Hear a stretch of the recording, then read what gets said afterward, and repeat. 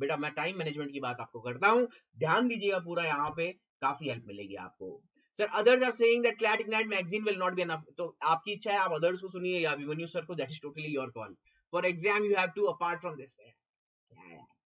चलिए sir, I solved past 3 to 4 years papers and sectional test. बेटा नहीं, मैंने तो आपको बोला 2008 से प्रीवियस ईयर पेपर करने हैं, कभी भी मैंने शॉर्टकट मेथड आपको नहीं बताया। 2008 से लेकर अभी तक का प्रीवियस ईयर पेपर करने को मैंने बोला था, अभी भी मैं वही बोलूंगा, अभी भी टाइम है, 15 दिन है, अभी भी कर सकते हो, 2-4 दिन लग जाओ, मेहनत करो। और जब आप प्रीवियस ईयर पेपर करोगे सारे सेक्शन रिवाइज हो रहे हैं ना, नुकसान क्या है, फायदा ही फायदा है, नथिंग टू लूज। फायदे के लिए पूरी मतलब क्या कितना फायदा है क्या बताऊं मैं आपको, अरे इतना बोल रहे हैं आपको, समझिए इंपॉर्टेंस इसकी, right? So do keep this in mind. Now when we talk about time management, ये देखिए आप, don't enter the exam centre पहुंच गए बस उठ के कि क्लैट की तैयारी करी थी, देखते हैं एलिट निकल जाए तो, नहीं भाई ऐसे नहीं होता। आपके 90 मिनट्स हैं, वहां पे 120 मिनट्स है, वहां पे रीडिंग हैवी है, यहाँ पे आपके लिए सॉल्व करने के लिए ज्यादा चीजें हैं। This is your problem solving ability at its peak, this is what is being tested in ALET exam. So don't enter the exam center just like it, उठ के चले गए एग्जाम के लिए। प्रॉपर प्लानिंग होनी बहुत ज्यादा जरूरी है हमारे लिए। सो pre decide time for each section, किस सेक्शन को कितना टाइम दोगे आप। लॉजिकल रीजनिंग आपको पता है कि भाई ये सेक्शन है 70 क्वेश्चन है, इसमें लीगल भी आएगा, सीआर भी आएगा, एनालिटिकल भी आएगा और क्वांटिटेटिव एबिलिटी के भी कुछ क्वेश्चन आ सकते हैं, राइट? आपको ये पता है कि लॉजिकल रीजनिंग में सारे सेक्शन आएंगे। If you are looking at other sections, English and GK, GK में 5 मिनट ज्यादा लगने नहीं चाहिए, 30 क्वेश्चंस हैं भाई, आता है या नहीं आता, आता है तो मार्क कर दो, नहीं आता आगे बढ़ो, right?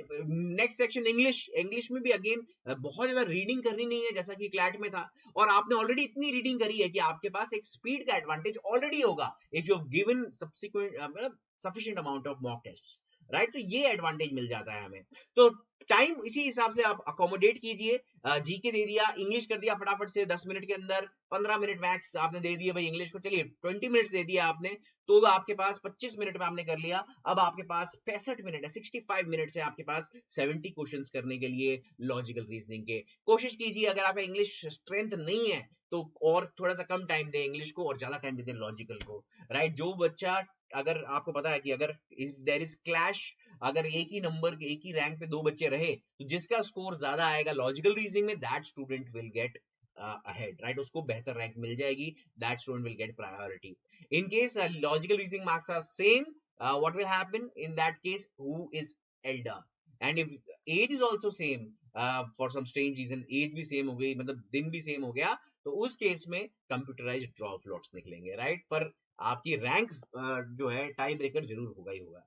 Maintain speed and accuracy while solving the questions. Now this is very important when you're giving mock test, right? You have to actively look for कि भाई मेरा दिमाग कहीं पे distract हो रहा है क्या, and is there a pattern? अगर मैंने आधे घंटा mock में, when I'm into the mock, आधे घंटे में अगर मेरा distraction हो रहा है, if I'm losing track, that means I need to do something now, right? अब भी मुझे कुछ ऐसा कुछ करना पड़ेगा कि ये प्रॉब्लम मुझे वापस से दोबारा रिपीट ना हो। अगर रिपीट हो रही है अगले मॉक में भी तो मुझे पता चल गया कि यहाँ पे मैं अटकता हूँ, अटकती हूँ। हो सकता है वो सेक्शन की वजह से हो कि जो सेक्शन आप अटेम्प्ट कर रहे हो उसमें आपको दिक्कत आ रही है, हो सकता है कि आपका अब ये कॉन्शियस एफर्ट जब आपने लिया है कि आपको रियलाइज कर दिया आधे घंटे में मेरे साथ ऐसा होता है, अब आप क्या करोगे, जैसे ही आधा घंटा हुआ, आपने देखा अपनी घड़ी में आधा घंटा होते ही आपको फटाफट से खुद को याद दिलाना है कि भाई मेरे को पूरा एफिशिएंसी यही रखनी है।